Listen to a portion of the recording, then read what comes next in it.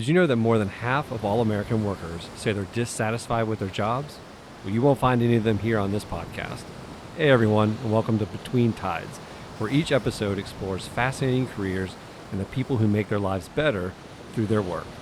As occupations continue to evolve in an ever-changing world, we no longer want to ask, hey, what do you do for a living? Instead, we want to say, what drives you? What are you excited about? So join us today, we'll dive in. Welcome to Between Tides, where we talk about careers and we ask the question, what drives you? We took this too literally. We might have. Yep.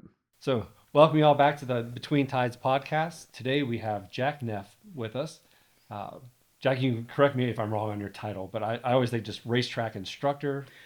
Yes, at Pitt Race, I'm the chief driving instructor there. Wow. But I have been a driving instructor and a coach seemingly forever. Yeah, that's close enough. Yeah, You're good. 40 plus years of experience, you said? Yeah. Yep. So one, thank you for being here. We're super excited to have you here. You have a career that I wish my guidance counselor had told me about in high school. Well, it wasn't planned. Yeah. Trust me. Yeah, That's you don't interesting. set out when you're 20 years old. Well, I guess some people do. I would see these young karting drivers. They literally are on a goal to become professional drivers. Wow. But for me, it was kind of an accidental sort of thing. Yeah. Okay. So can you walk us Accidental is the wrong word to use. That's the wrong word to use right there. Exactly. No, I've always been a car guy. I mean, since I was a kid, I always thought I'd grow it. Apparently not. You know, I still like them. But it started out with the first car that would be a real performance car when I could afford it about 40 years ago. Started at that time going to the track like any other rookie. And it got to be more of a habit than a habit. Yeah. You know, I went a lot and continued that for years. I mean, I was instructor with the Porsche Club, BMW Club, et cetera, et cetera. You know, I've done that. But when I retired back in 2002, the track that you're aware of, Pitt Race, it wasn't called that then. I think it was called Beaver Run. That was its initial race name.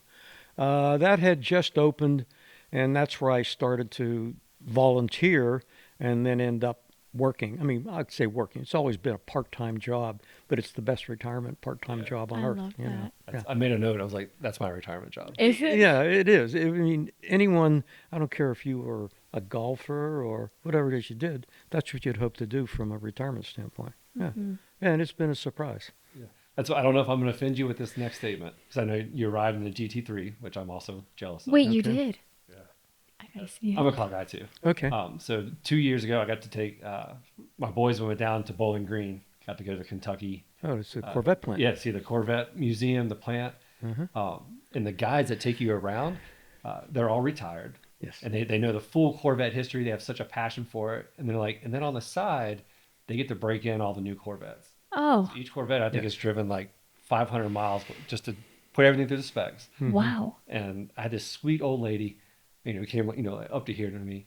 And she's like, well, after I'm done with this, I'm heading over the track. She had her helmet like in hand. And she's like, I'm just jumping a C8 and like around the track we go. Mm-hmm. I'm like, that is my retirement. That's It is. amazing. Sure. Yeah. Yes. Well, mine's not quite that, but it's some similarities. Yeah. You know, I've had some great opportunities. Yeah. Yeah, I've always been kind of a Corvette enthusiast. I had That's Corvettes amazing. back in the 60s and 70s. My first real sports car was a Corvette, 1965. I remember it vividly. Yeah, I had quite a few Corvettes. Yes, that's a Wow. C2, right? Yeah, 65. It was simple. Then a 67, and a couple 69s, and a couple 7. I've had a bunch of them. My That's dad amazing. had a 72. Okay, yeah, that was the last year before the funny bumpers. Yep, exactly. Yeah. What's wrong with the bumpers? The bumpers became what you see as bumpers on all cars today, which are fiber. This Okay. was back in the day when they really had a chrome front bumper. rear bumpers. Why did they change it? The 5-mile-an-hour crash standard. You know, Well, I've never heard of that. that's on every car today. You don't know it, but theoretically, from an insurance standpoint, the car should be able to take a 5-mile-an-hour bump without any serious damage. Does that sound pretty close to the Yeah. rule? Something like that. Yeah. That's why they got rid of the metal thing? Yeah, well, before then, if you looked at a 71 or 72 Corvette, had a very pointy front chrome bumper, Yeah. and didn't take much to do some serious damage to that. Oh, And there's also a weight thing because they were looking to drop weight, go to EPA. Yeah, The yeah, there was shame. a host of things. Stupid EPA. Anyway, where an experienced driver, your anticipation level, whether you know it or not, is quite high. So it starts with the anticipation.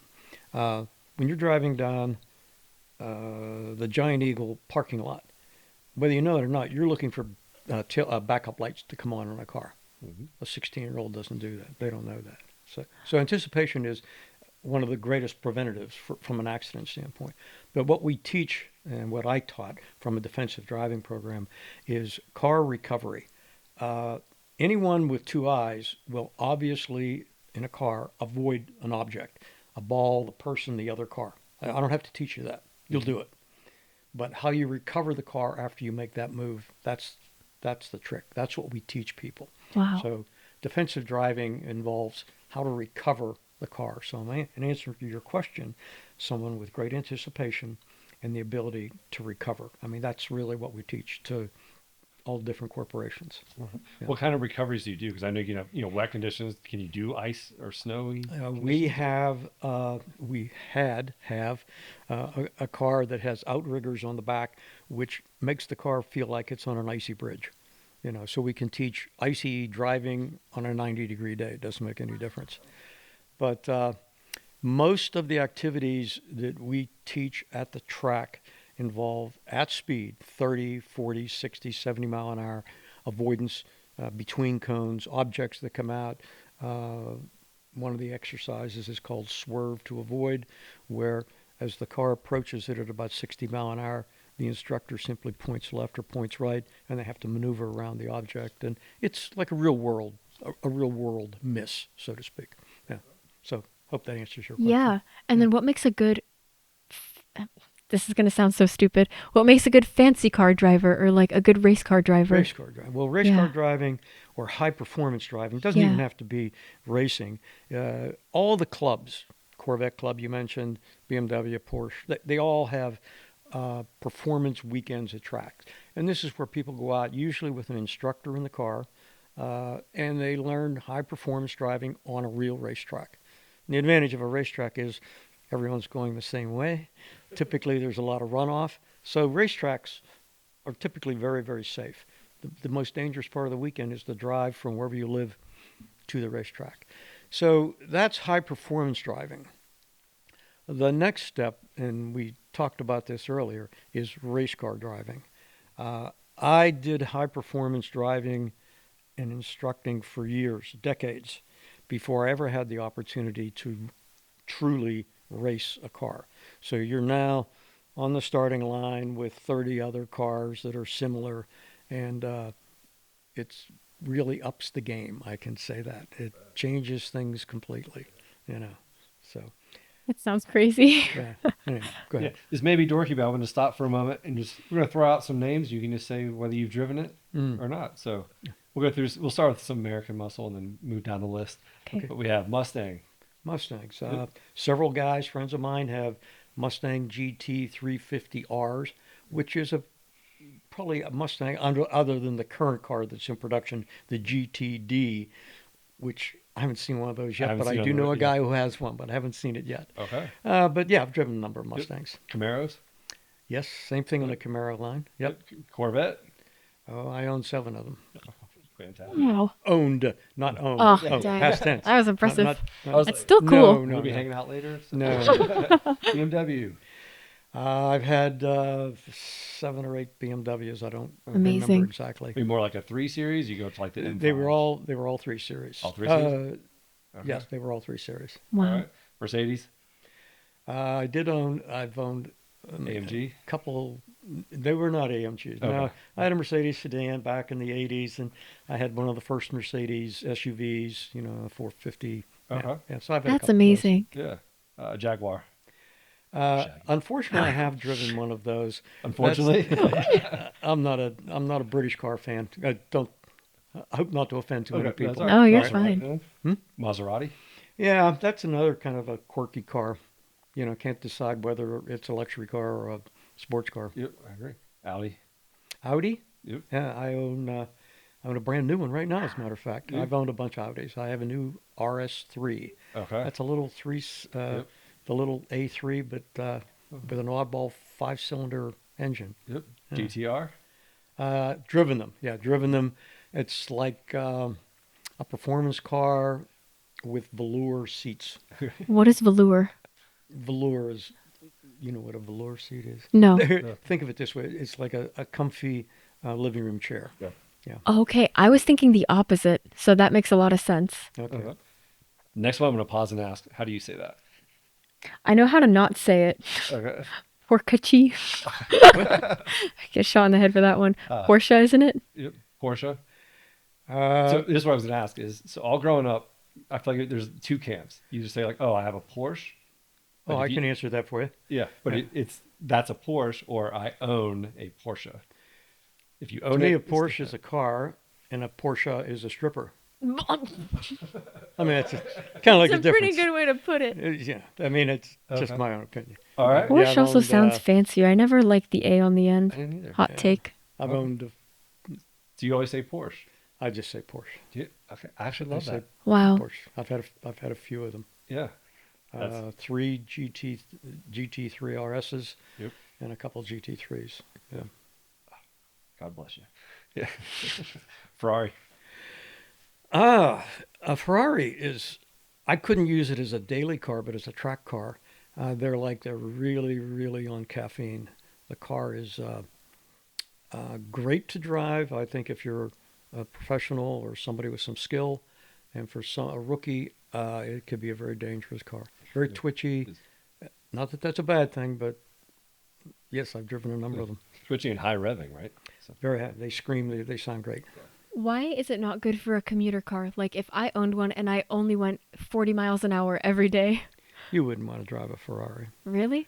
No, I it think would I'd be. like to. It's very, as I use the word caffeine, very, very, very edgy, and it wouldn't be particularly comfortable as a daily car. Oh, okay. That's it. similar to It's not a bad thing. I'm just as Yeah. a daily car, I wouldn't. Yeah. Yeah. All right. Lamborghini. Similar to the Ferrari, very, very similar. You know, That's the only one I've not sat in one.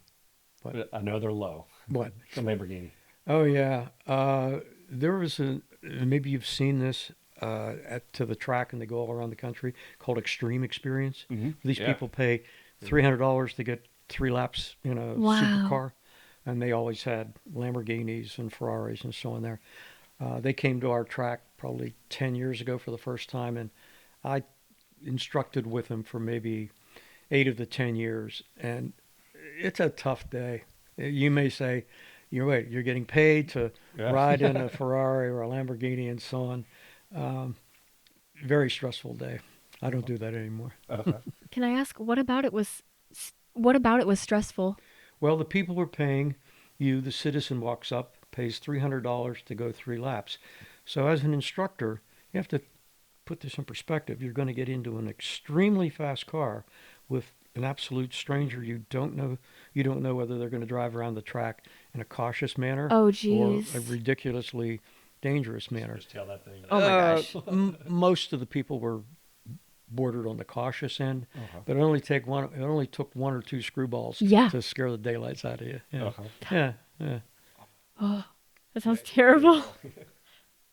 Okay. Yeah. So I was like going to car shows, especially like taking my kids. Mm-hmm. Some of these I always found fascinating. It's like the Lamborghini. When I stand beside it, like the roof of it is about Oh, my yeah. waist level. The yeah, it's roof? probably it's probably They- only they are You would never have to insanely pay for the tolls again. You just go under everything. yes. But it's always getting it. Like you can drop in, but then you have to like get a ladder to climb back out. Oh, geez, yeah. The humor of that was watching the people who had signed up to drive a Lambo, Yeah. and some of the people physically were not in a position to get in and out of a Lambo. Wow. I'm trying to put that nicely. Yeah, It was difficult for them, very difficult. I could see that. Yeah. You need to You're be essentially like sitting on the floor. yeah. Maybe yeah, not. Need to be slim and agile Oh, quick. and shorter. Yeah. The fun story there was Like a when the horse jockey. C8 was first released. You know, when they were just beginning Yes. to pop up around town. I have 2 boys. They love cars as well. They love to spot them. You know, we were driving around. We went past the Chevy dealership and they were offloading one. Mm. And I was like, yes, we can stop. And the dealership there, shout out to the Chevy dealer in Murraysville, they were so loving and kind. Like they let the boys like walk right up to it. That's so And nice. he opened the door. He's like, "Do you want to sit in it?" And like, before I could even process it, like my son jumped. I was like, you break it, you buy it. But what was funny about that is I had actually just had knee surgery. I was coming off of it, Oh and I no. was like, I really want to sit in this thing. Mm. I can't pass this up. 'Cause I don't know if it'll ever happen again, kind of thing. And I got down into it, but it was my right leg, Okay. and I got in there, and I was like, oh, this is awesome. And I was like, time to go. And I was like, nope. Did you need them to like pull you It out? was like, yeah, I just kind of lean, grab the handle and just kind of, I pulled myself out. That's It was not graceful. It was No. ugly. It looked like I'd never done it before. I was like, note to self, like, if you've had Well, knee I'm- surgery, stay out of it. I'm very friendly with letting people sit in my car. Anytime we go someplace, I'm not a car show guy, but if whether it's just at the track and little kids are coming around, there's a lot of little kids that all have their photos taken. I just think it's something that you can do that Yeah, it just brightens doesn't it. cost Yeah. anything, Yeah. and it's a big deal to the kids. Oh yeah, yeah. Lots of kids have. Can I ask, what is your favorite daily commuter car? My daily commuter, I'm hearing it's. I have a GT3. Okay. Porsche GT3. Okay, cool. Unlike the Ferrari, the Porsche is an extremely user-friendly daily car. That's again, I've been accustomed to it, so to me, it's friendly anyhow. But that's what I drive most of the time. That's awesome. I even have. This will sound crazy. I have 4 separate wheels with 4 winter tires on it, which probably in the next week or two I'll put on because That's I amazing. drive it all winter. It's not, and this is of interest to some people. It's not that I drive it so much in the snow, but I drive it once the temperature drops below 40 degrees because the kind of tires that are on a GT3 are called Michelin Pilot Sport Cup tires, all right? Cup 2 to be exact. And below 40 degrees, they're like driving on ice. They don't Yeah. work. Where does it go? So Really? if I really want to use my car during the winter, mid-November till mid-March, I can't do it in those tires. So I have 4 Pirelli winter tires that I put on it. So I try to That is drive it amazing. all year round. I try to. I feel like I'm going to know the answer to this, but I'm asking anyway. Automatic or manual? Mine's a manual. Yes. Yep. Yep. So if you're buying my 3 previous cars were GT3 RSs, and those were all PDKs. All right, the automatic. But when I ordered the GT3, you can still order a GT3 in a manual, and it's my daily car. I mean, I like driving it. Yeah, Fantastic. that's it. Go ahead. Well, I was going to ask, you mentioned that your career hasn't been a straight line. what was it like? Well, back in the 60s, I was a teacher, taught at North Allegheny. What'd you teach? Give you 2 guesses. Physics? You get it right, and I'll take you for a ride. Mine doesn't count. All right, I'll give each of you 2 guesses, Oh, thank God. Okay. and I still do this today. See, I would have said driver's ed, but I'm going to retract that. I feel like it's too No, there was No. Okay. Physics? no, Am I close? English. no, Math? no. Funny, Darn it. everybody says that. I'm actually pretty good at math, but no. I figured. Geography, history? Pardon? Geography or history? No. Mm-mm. So I haven't Nothing taught at here all. in the past few years, but for about 10 years I volunteered and taught down at Manchester Craftsman's Guild. I'm a potter. You're- I was an art teacher, That's amazing. so that's kind really wish of I never would have guessed that Yeah, in a that's- million years. yeah, it's kind of the opposite. So Well, anyhow, yeah, people like me don't like cars. My graphic designers. You can Yeah. gift that right along. So anyhow, there you go. So yeah, it was not exactly a path that you would Okay. take. So I taught for 10 years. Real quick, are you still into pottery? Do you still do that? You might ask me that question 6 months from now because I have retired again. The track has been sold. Yeah. I don't know if you know who it's been sold to and what it's. So there was a meeting approximately a month ago. I went to the track. This has some bearing on this. Went to the meeting. They said it was an employee meeting, and I fully expected that they were going to sell the track. I thought that the couple that owns it, they have a very successful business in Ohio, and they've made this track incredibly successful. But I thought they were going to move on. So I really was expecting to hear there's going to be new caretakers. All right. The first thing she said is the track is sold. And then she said, and it will never, ever be used as a racetrack again. And That is that was a heartbreaking. month ago. And since in that month, actually very quickly, everyone found out it will be an AI data center. So the track as we know it will be gone. The thing that amazes me, you live in Beaver County, correct? I don't. But Oh, all I right. don't We're in either. Beaver County. Down at the exit at Route 18, there's probably 10,000 acres within miles Are that you you could develop into serious? anything at all, right?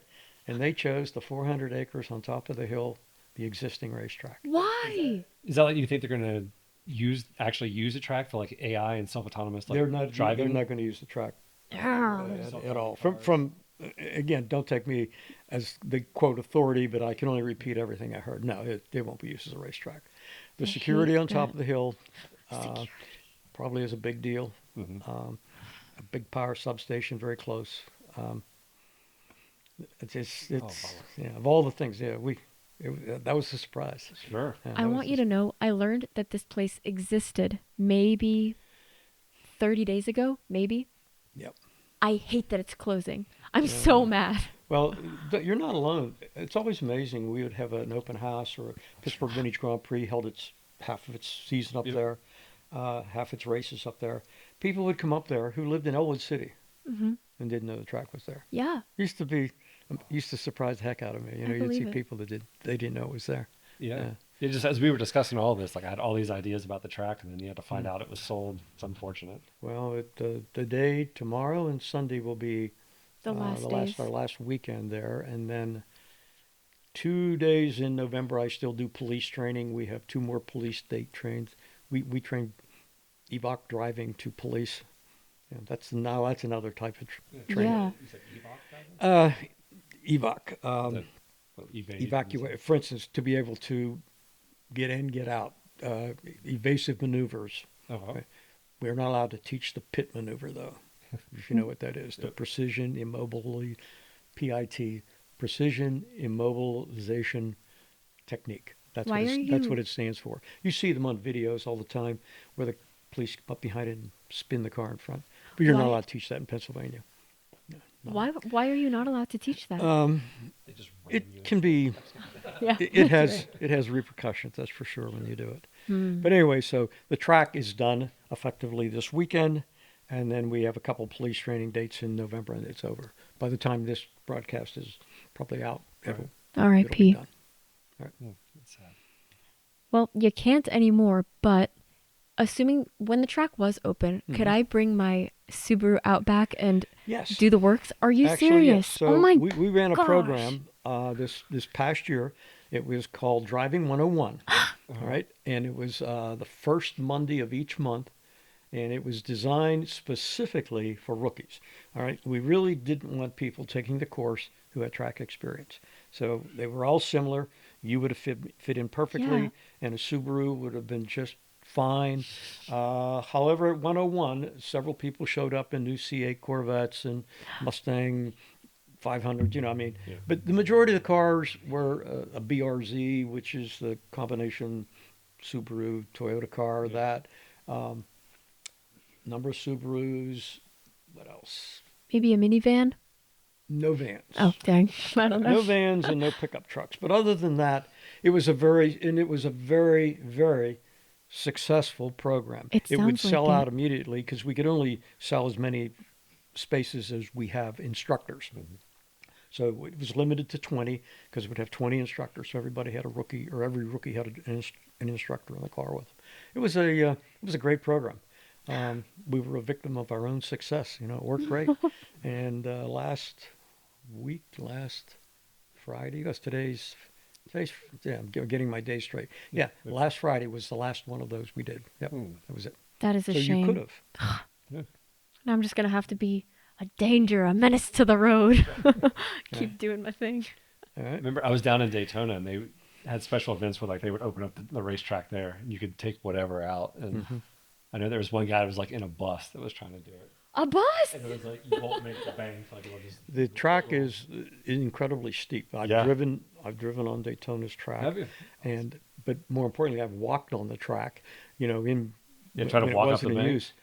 31-degree banking is you almost have to go up hand hand over hand to get up Wow. there. It's unbelievably. And when you Steep. come in a car, the friction slows the car down so much. So when you watch a NASCAR race and these guys come in there at approaching 200 mile an hour, and then the car slows down to 170, it's the G-force and the friction that slows it down. I don't know how slow you could go until the car slid off the banking, but I would have to think if you were much below 50 mile an hour, the car would be difficult to keep it up on the banking. It's really, really steep. Yeah. Really steep. Yep. Yeah. I was definitely, when I saw it, I was impressed. Yes. It just- Yeah. When you stand at the bottom and you look up, it's supposedly, I think they say it's 10 stories high. I mean, Wow. It's up there. it's way for up sure. there. Yeah. Yeah. You Yeah. just think Never about been. how fast they're going just to Yeah. whip around that. Yeah. It's unbelievable. It's crazy. So we go back for a second. So Sure. teaching art, Yes. the lessons you learned in the classroom, do you feel like that then translated into teaching I in think the cars? I think a teacher is a teacher. Once Okay. a teacher, always a teacher. That's cool. I'd like to think I'm a good instructor. I mean, that's, yeah, I've been doing it a while. That Well. doesn't mean if you're bad, I guess you're always bad. But I'd like to think I've been okay. And tomorrow I will teach the class. Every one of these sessions always has a classroom first, where I kind of explain the rules of engagement as to what you can and can't do. So I still teach, so to speak. But tomorrow will be my last. That'll be the last one. So what is that like for you when you're teaching? Are you always in the passenger seat and they're driving? Or yeah, you start in the driver and then you swap, or Yes, so I can answer that. I have at Pitt Race approximately 55,000 laps. We even sat down Wow. one time and kind of calculated a little bit. okay, But most of the laps, about 50% of them are from the driver's seat and 50% of them are from the passenger seat. So I've spent a lot of time in the passenger seat at the track. and so when you're in the passenger seat, I think back to like the driver ed days where It's they had the brake it's a little pedal there. different than that, yeah. So I'm guessing you don't have that in the No. car, so you're just No. at their mercy. Yeah, Good you are. Lord. And so One of the what things, is that like? One of the things I usually do is I usually have my like this, and my left hand would be like this. My really saving grace is to be able to take the wheel. And as an instructor, I said to you the best skill you could have is anticipation. Yeah. So as an instructor, I see it coming before they do.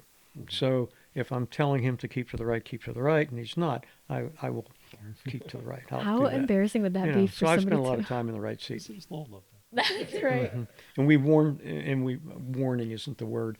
We tell students in the class that the instructor may take the wheel, may reach over there, and for you to keep your hands on the wheel. You're still driving. We're only assisting. Wow. Sometimes we're assisting to be nice, and sometimes we're assisting to save our own butt. Yeah, sure. Wow. Yeah, depending on the car, it can be pretty quick. As you're teaching these, what would you say is like what's the most satisfying or gratifying part of the process I have taught. besides staying alive? Well, we had a teen program. The teen program would run once a month, and it was intended for 16, 17-year-olds that either were on their permit or had their license. It was not a course for a teen to do the first day they drove because it involved evasive maneuvers, panic, ABS braking, that kind of thing. And here's how the course went, and this will answer your question. So the teens usually came with their parents because some of them were still on a permit and the parents. So I always had the parents sit in on the class and watch. Well, we went out, and this was in their cars. If they did have a minivan, then that's what we did the program in their minivan. So it was a half-a-day course on the track at speed, and these kids did all the maneuverable activities that we did even when we're teaching some of the other corporations. And at the end of the day, I had each of the kids take their parents for a lap around the track and do that. And the reaction from the parents was priceless. Absolutely, it was the best. The parents, I can't believe my daughter did that or my son did that. That was the I best. didn't know it was gonna be holy terror or actually like. No, it was Yeah, really yeah, very yeah, good. yeah. They came out and their hair is white. Yeah, Like they nothing. met God on Mount Sinai. Nothing could ever quite compete with that in a race car teaching somebody high performance driving. They already kind of come with an ego. I mean, the sport invites it. I mean, Yeah. for the most part. Um, I've had great students. I've had students that I've actually told, you should take up golf and don't do this again. Oh no. Oh yes. What was Yeah. what? Well, they're just it's Not for them. they're not oriented to that. Yeah, they shouldn't do it. Yeah, they have the car, but they're not good. But most students are pretty good. Most people learn pretty well. Um, the learning curve is kind of interesting. We did a lot of military, they were called private contractors during Afghanistan and Iraq. Mhm. These were guys who typically were 40 years old, 20-year military guys, retired, and they went back to be the private contractors for the embassies and there. So one of the things I learned from them, and this will kind of answer your teaching thing, these are military guys who their entire lives have been taught to take orders and do what they were told. And they made fantastic students right out of the box. Wow. So I always try to remember that when I have some guy who came in his new Ferrari. He wasn't of the mindset to take those instructions like the military guys. But the military guys became great drivers because they listened and they executed affirmative, sir. Whatever you told them to do, they did. That's Yeah. amazing. The guy with the Ferrari doesn't quite follow that. And I don't mean to badmouth the Ferrari. I'm just saying the guy with the performance car doesn't Sure. always follow that. Yeah, different mindset going on. Yeah. Precisely. But Absolutely. if you are in the mood and been taught to listen and follow instructions, I could teach just about anyone to drive fast. Wow. Notice I put a caveat on that. Yeah, just Almost about. anyone. Almost Maybe everyone. not. Yeah. Hey. Yeah. I yeah. take direction. All right. What do you think? So what's a common like misconception about driving? Not for you. Gonna ask that oh, question. sorry. Oh, No, it's yeah. good though. Driving fast, driving on the track, you mean? Anything. I can answer the track part first. Years ago, the car, we're going back 25 years ago, cars just weren't that fast. Like even a Porsche 911 had 180 horsepower, or the Mustang likewise had, 200 horsepower. Today, the guys come to the track and they all have a rocket. Sure. I mean, and sadly, the skill does not come with the car. And that's, but Yeah, the increase in horsepower, you're not. It Just wasn't the a skill progression. power. and that is a The skill challenge set. for anyone who is instructing new drivers, is to keep them slow. The ideal driver to me to come to the track would either be in your Subaru or a VW GTI. That would be my ideal student. You can drive a slow car as fast as you want. All right, it's great. But it's hard to get the guys that have the rocket ships to slow down. It's Yeah. very difficult. I don't know if I'm answers your question. Yeah. I was thinking more. Well, it does. I was thinking more like misconceptions of styles of driving, or something that you see someone do wrong all the time. Oh, I have a driving. couple. Yeah. I have a couple do wrong things here Okay. specifically. What's the most common position you see? So I watch this all the time when I'm driving. I look at the cars to my left, my right, and so on. What's the most common position you see someone's hand on the steering wheel? Like daily driver. Yeah. Maybe like this. Yeah. Maybe like that. There you Well, go. 12 I can't o'clock or see at when the it's at bottom. the bottom, but I usually can see when it's up here at 12 o'clock or at 1 o'clock or at 11 o'clock on there. That's the most common thing. So think about this. If the guy is right-handed, oftentimes the hand is over at 11 o'clock. And if he's left-handed, it's over here at 1 o'clock. Or if he's cool, it might be with his wrist right here. Yeah. Struggling on the dash. The real downside of that is your hand's in front of an explosive device. Oh. The very simple left-hand turn that you make at 30 mile an hour, and you have this impact, and your hand's in front of the steering wheel. First thing is the airbag compound fractures your forearm, and then your forearm either breaks your nose or orbital bone. So one of the things that we teach in these corporate driving events all the time is to get your hand off the top of the steering wheel. You don't. It's Like, the most don't cross dangerous it. place you can keep your hand. Interesting. Even if you're making a turn, you should still start here and move this. Keep your hands away from the middle. airbag. Unless you have to That's blow your that's my horn. number one tip. Interesting. Yeah. I was trying to think. Well, I can bring it back to Corvette for about anything, but like the CA, because they changed the yoke, so now it's not rounded. Yeah, it's kind of square. Yeah. That's what's in my I was going to my ask. new car. Yeah, it's kind of a. Yep. So it keeps you more on the side. I saw and you the have to word, hand but I over can't hand. pronounce it. Someone's called it a squircle. Oh. A squircle. Never Like heard that. SQ Square circle. Oh, circle. Thank you. Squircle. Yeah. You get the idea. Yeah. I do. Yeah, We call those rounded rectangles in graphic design. Uh-huh. There's one for the Well, books. this was I read this. I didn't make it up. I saw it. But when I Prefer read Squircle. it looks better than it sounds. Squircles. Yeah. Yeah. Did that take a time to get adjusted to, or you No, actually found it not at all. beneficial? Okay. It does have a tendency to prevent you from putting your hand on top of the wheel. Sure. It directs your hands more to the side, Yep. or even to the bottom, to the side. So I'd applaud it for that, but only a couple cars. I think the Vet, this one particular model Audi, probably a couple others out there, but I'm not sure what they are. Right. Yeah. I was just curious if those are going to become more and more common. They find I actually don't know. create safety, or it's not. There's some of Tesla's models. I think they had a yoke, didn't they? Yeah. Am I correct? I'm not sure. I'm sorry, what is a yoke? I know what it is in an airplane, but Same thing. Oh. Steering wheel, instead of a steering wheel, there's no top, there's no bottom. wow. That's a yoke. Well, like a race car. If you watch any video of a Formula One car, Yeah. there's only one place for their hands. That and is that's crazy. Right here. Yeah. Yeah. Interesting. Well, since you brought up Tesla, I'm going to ask. So, what are your thoughts on electric vehicles, the driving experience? Have you ever taken one out to the track? Yes. Taken a We've had a plaid couple of or- guys bring them to the track, and they're incredibly fast. Yeah. Absolutely fast. The first one I drove was a 3 Series. Get my models correct about Tesla. This was a couple of years ago, and the guy, he wanted me to drive it, and I was certainly a willing participant. He put it in all the competition modes, etc. And the car is first thing you notice right away is the center of gravity is very low in the car. It feels more like a go-kart than a car. Very, very quick. The experience was great. However, and this is a programming thing that I'm sure they could change. The very thing that the regen brakes, the very thing that saves it, kills it because the brakes overheat. So it was only good for a couple of laps. Wow. Now I'm sure they could change that. They do have some performance cars, the Plaid model and so on. But most of those cars are straight line cars. They're not intended to be track cars. That's what I was wondering how it was. actually On a track, the thing that makes a car good on a track are its brakes. Going fast in a straight line is easy. It's all about the brakes. And that's the weakest link in most cars. And in the case of the Tesla, it turns up to be pretty ugly. But I think the idea of an electric car is great.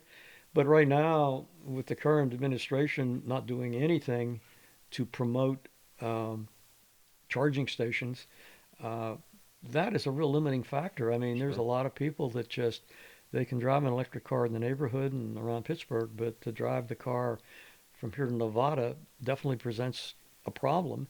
And we're not doing anything in the United States right now to make it any better. Oil's going to go away. I mean, it's not infinite. Yeah. You know, I would own an electric car. I'm not sure which one I would own. I considered. I gave some thought to it, but I didn't at this point. Even I just built 3 years ago. I built a new house, and I did put a charging 200 station. amp charging station. That's awesome. Plug in the garage. But I did that, but I don't have the electric car yet. You got the foresight, though. Yeah. You know, Have you ridden in a Tesla or driven one? Yeah, I rode in my very first Tesla on the way back to the airport just yesterday. Okay. Okay, an Uber. Somebody. It Ubered was you? an Uber. Yeah. It was Um, very fancy. No, they're great. I liked it. And they're all different. You can drive them in what they call the one pedal mode. I don't know if you're familiar with this, where the regen brakes do all this. Take your foot off of the gas and the car immediately slows down. So you hardly ever put your Touch foot on the gas. You Or never the touch brake. Well, I don't like that. because Yeah, the if you're not regeneration- accelerating, you're braking. Yeah, I don't think I like that. but that can be that's a driver's choice as to how you choose to do that. Right. It's very Mario Kart. Yeah. If you're not pressing A, you're stopping. Yeah. No, I think the couple electric cars that I've driven, I mean, they're great. I'm a performance guy, and the performance is staggering. Mm-hmm. I mean, Yeah. tremendous. I got to drive a Model S a couple years ago, Oh yeah. and I mean, it's just a rocket. Wow. And I would take some friends for rides or something, and you just kind of giggle. Oh yeah. It just throws you back in Yeah. the seat, and Well, the car was 4 from an years old. engineering standpoint, ICE engines, internal combustion engines, make X amount of horsepower at X amount of RPMs. Right. electric cars make all that horsepower right now, Yeah. instantly. That's It's no crazy. wonder. Using the wheels and just That's it. the You infinite know. torque. Oh no, they're great. So, Yeah. yeah, I don't own one. I think one of the issues again today, I mean, the Tesla is clearly at the head of the pack, Hmm. but there are a lot of people that would not own one because of who the designer is. I mean, the car's become a political Yeah, issue. It's been more polarizing. I mean, it it's a is. shame, Sure. but that's the way it is. It's interesting. In California, I was just there. They really encourage everybody to get an electric car. Hmm. And I don't know if this is because of the location or because they want people to drive electric, but gas prices are like $6 as an average. Hmm. Well, That's the end of my it's thought. the single most popular car sold in California, right? Yeah, I Tesla. guess so. Yeah. It's crazy. That's why don't they specifically have like the California rebate when you buy it there? I don't know if they still do. I presume they do. And they're taking away the tax rebate. Oh, Effective okay. this year, I believe the $7,500 tax credit is going away. Jeez. So there, the current, I don't want to make this political, but fact is the current administration is not doing anything to promote electric cars. It's quite the opposite, and that's kind of a shame. I think I still think it's the future. You know. Yep. So I'm curious, kind of not specific to the Tesla, but just as we're seeing more self-driving cars for this younger generation, where do you think that's going to go? Like, do you think they'll actually know how to drive a car? I And think do you I think encourage the them? idea of driving a car. There was a GMC commercial that they ran. It's not running right now, but it ran last year, and it showed a GMC, and it had the. Trying to think of the song. Um, I'm sorry, I'm this- totally blanking. I don't know what I know. commercial it is. the song, we will rock you. Oh, yeah, there yeah, you go. I Good call. couldn't Gotcha. think. Got it? So the guy is driving a black GMC pickup truck, pulling a trailer across Oh, the okay. bridge. Sorry. I've I know seen it. this one. Across Yeah. the bridge, right? Across Yep. the bridge. You get the song. Yep. What are we saying there? Yeah. I got to tell you, the idea of driving a pickup truck, self-driving with a trailer across a bridge is insanity. I would love to take GMC to test on that. That goes against anything and everything I have That taught you've all done. my life. Yeah. So you're asking the wrong guy there. Wow. No, I think just- I'm asking the right I- guy. 'Cause I'm I think just- it's That's the true. right thing to I consider. get the idea that someone can take their hands off the wheel to do something and it will take care of it for you. But the idea of self-driving is just insanity to me. Seems like if we are in a vehicle, we should be paying attention and driving. I'm just So then, in here, so I'm gonna back this up. Okay. All right, this will be my only commercial here. Okay. I've driven 2 million miles, 2 million miles wow. without an accident. I practice what I preach. Knock on wood. Statistically, that means I should wreck on the way home. I get it. I Yeah. understand Gotta that. knock on that wood. But Yeah. although I've always almost always driven a performance car, when I'm driving, I'm driving. So I take it you're not a fan of the self-driving cars in California that take people to and from their location. I think let's take Vegas as an example, where the autonomous car has a designated route. It repeats and has repeat. I get that. I'm a very, very good friend of mine.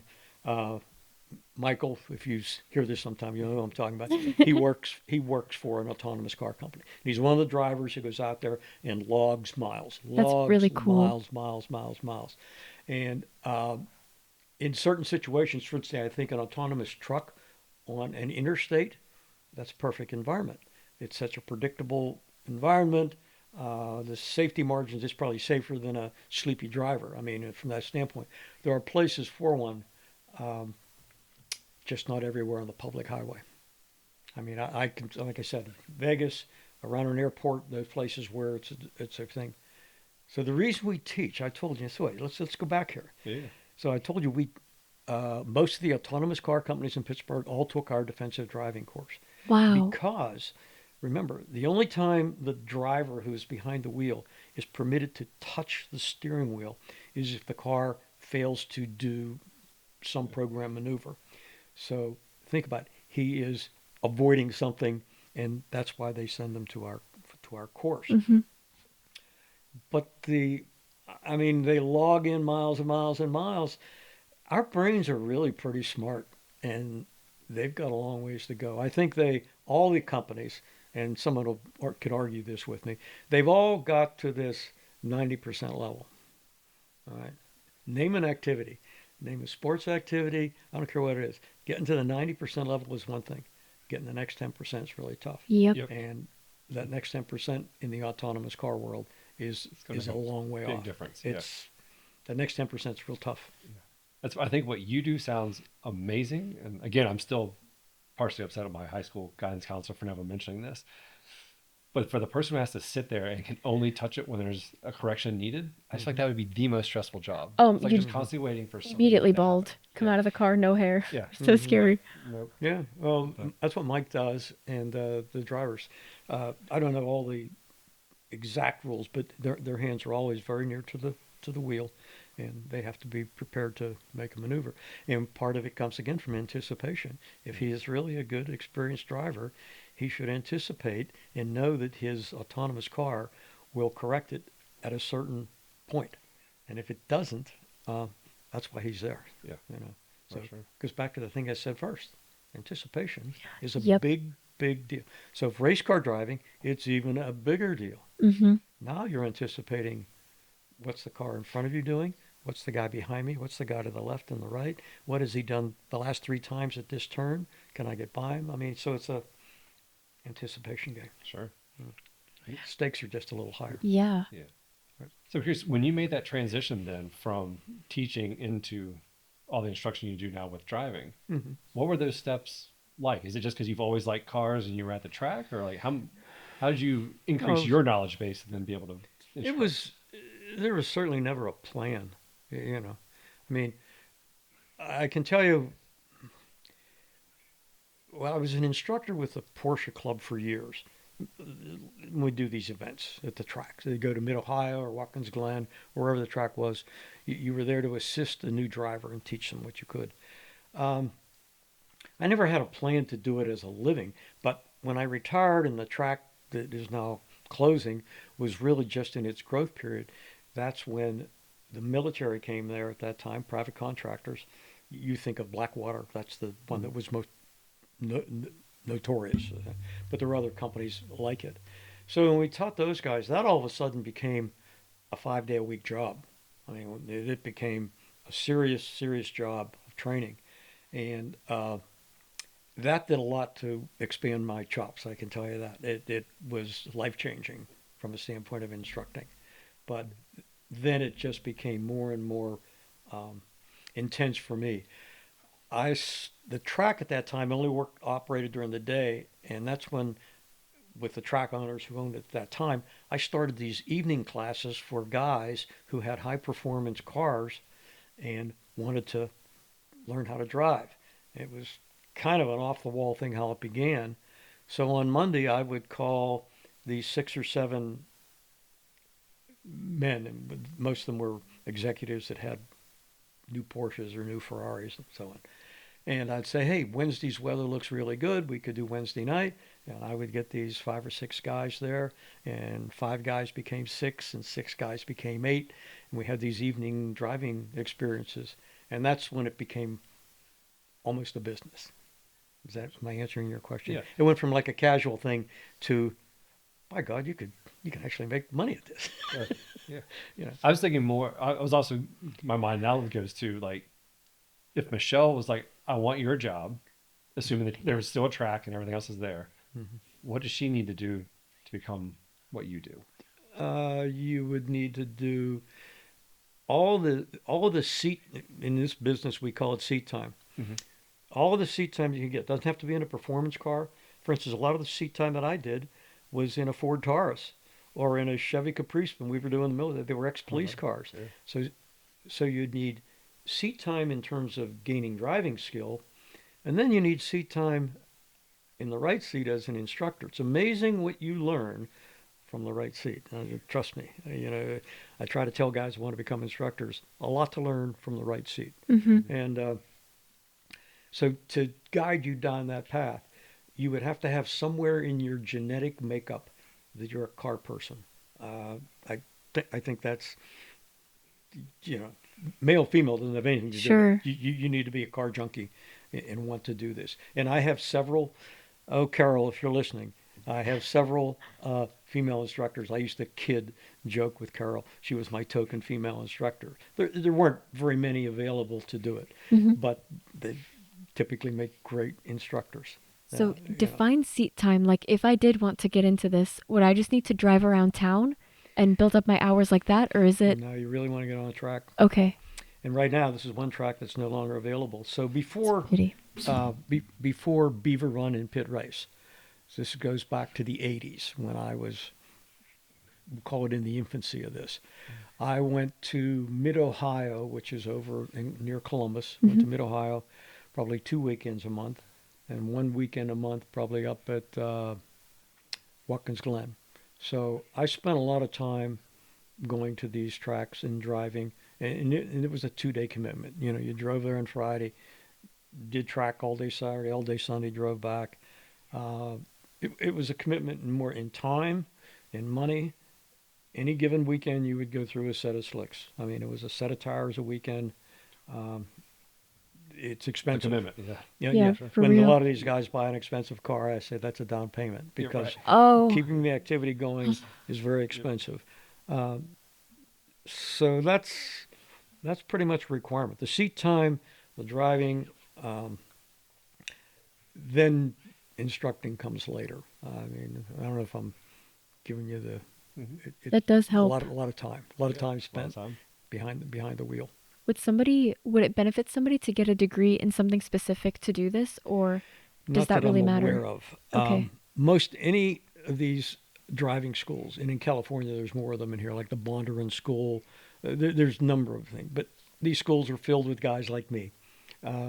Their instructors are all typically retired, 60 and over, and some of them still hanging on, like me, still doing it. That's where most of the instruction come from. I don't think there's any degree. I don't think in your job promoting a future, I would put this way at the bottom of the list. There may not be as many courses we can offer. It's No risk not for a driving course that yet. you could offer. But at the same time, I think the beauty of it is the reason students take courses with Portage Learning is there's a specific knowledge base that they're trying to gain. And Okay. it goes into experience. Give me an example. Like if you want to go into nursing, like you're going to have Okay. to do the biology, the chemistry, et Mhm. cetera. Okay. But to do what you're doing in the way that you then translate that into teaching and helping people, like you're still building knowledge. You're just doing it in a different way. Mm-hmm. And it still comes down to how are we teaching? How are we passing on the information that we know Mm-hmm. to hopefully make the next generation, the next people safe and better at what they do. So Yeah, I'd that's like why I to think it's a beautiful thing. I'd like to Mhm. think I've made a few people safer. Most of the instructors that are at Pitt Race, at some point or another, I probably instructed. You know, I am. I guess I am really the old man. I mean, I am the guy that been around a while. You know, it's been great. I mean, Yeah. it's A lot of knowledge, a lot oh of heck experience. yeah. Yeah. Fun. I mean, fun on the top of the I'm really ladder. going to miss this track. And I don't want anybody to feel bad for me. I really feel bad for, and I'm going to go back to the track thing. There are so many small race shops that were very small and grew to be much larger. Oh, The racing and the car community that grew up and has expanded around this track is just tremendous. And for all of those shops, I feel bad. I mean, I know several guys already, several of my instructors, they've already sold their cars. They already, Really? they're done. Oh. wow. They're done because they're not going to make the commitment of driving to Mid-Ohio or Watkins Glen. Some of these guys would be in their mid-60s and said, you know, I'm done. I'm a little bit of the exception of hanging on a little longer than them, but I had a job, you know. Sure. So it's different. For the car community here, it's a real shame. I feel bad for a lot of the younger guys. You know, my grandson, he's driven my GT3 on that track in the evening, and at some point, my son-in-law, my grandson, somebody's going to inherit that car. That's beautiful. It's a track car, but they're going to have to travel like I did 30 years ago to go to a track. This might be a stupid question. Can you drive your track car to the track, or Yes. do you need to get put it into a trailer and then transport it? The answer is yes Okay. to both of those. Okay. So I went through a period of time back in the 80s. So if I was going to go to Mid-Ohio, I had a new set of Hoosier slicks that were on the car, drove to Mid-Ohio on Friday, raced Saturday and Sunday, and drove it back. And by the time I was coming back, the tires were shot. Sure. Then I had a period of time, and this is pretty popular with most of the guys. I had the trailer. So once you do the trailer thing, now the car is kind of more of a dedicated race car. You need a vehicle to tow the trailer. You need the trailer. You need a place to keep the trailer. Mm-hmm. It only Just compounds things. It compounds. Yeah. And there's a lot of guys who do this. I mean, trust me, there's a lot of guys that do it and have been doing it. And then when they quit, that is somebody's, that's the bargain for somebody. The guy who wants to get into racing, what he wants to do is find the guy who's getting out of racing, because he will be able to buy the trailer, the car, the extra parts, the helmet. I know guys already have sold their helmets Oh my gosh. and gear. Matter of fact, I already sold my Hans device. You know, Hans is the head and neck restraint. I won't need it anymore. I sold it to one of my guys who needed one. I said, I got just what you need. Sold it. So I'm done. I'm done from a standpoint of racing like that. I'm done. I had an opportunity. I raced at the Pittsburgh Vintage Grand Prix for years. Not my car, someone else's car, but I raced. So that's done. Sure. So I know you had mentioned earlier, you also do Meals on Wheels, I think, a couple times. Where did that come up? How did we do that? Yeah. Every Wednesday. Yep. I think every you wanted Wednesday. me to do something. And I said I couldn't do it on Wednesday. Correct. I That's have been amazing. doing Meals on Wheels on Wednesday for 20 years. One, I think that's awesome. Yeah. Two, is that going to be like your little segue? You're like, well, I'm going to keep the car. I'm going to deliver these meals like as fast as possible. Oh, The yeah. most timely delivery person. Jimmy Nah, Jones to the nah. max. But I do have a funny story related to that. But so I've been doing the meals forever, and I usually do them in the regular car, the family car. All right. Oh, okay. However, and it was when I had my first GT3. I remember this. In that car, I put 80,000 miles on. When I say I Wow. drove it, I drove it. You drove it. I drove it a lot. So I was filling in for somebody one day. So it was a different person, a different route. All right. So I was seeing different people. So if you know anything about a Porsche, the engine is in the back, and up front is a little cubby about this big. And the I little know cubby that. was the exact size of a hot meal container. Wow. So it fit in there. Sure. And so I I wrote an article on this. I did the meals for this lady, and I opened the hood, got the hot meals out. And the next week I was back to my regular route, and this woman said to her friend, she said, "Oh, he's the nicest guy, and he keeps those meals warm up front there with the engine." Oh, I can't make this stuff up. You know what I mean? Yeah. keeps them warm with the Yeah. engine. Yeah, she thought I was putting them in the Just engine. tucking them right on the engine block. Yeah. That's stuff right, like next that. to the oil But most of the gauge. time, I don't do that in the Porsche.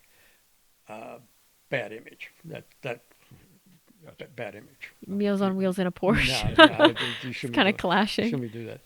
But I've been doing that for quite some time. So this went back to, I said, what am I going to do now? hmm Well, I haven't been at Manchester Craftsman's Guild since COVID. All right. Actually, maybe in just a year before that.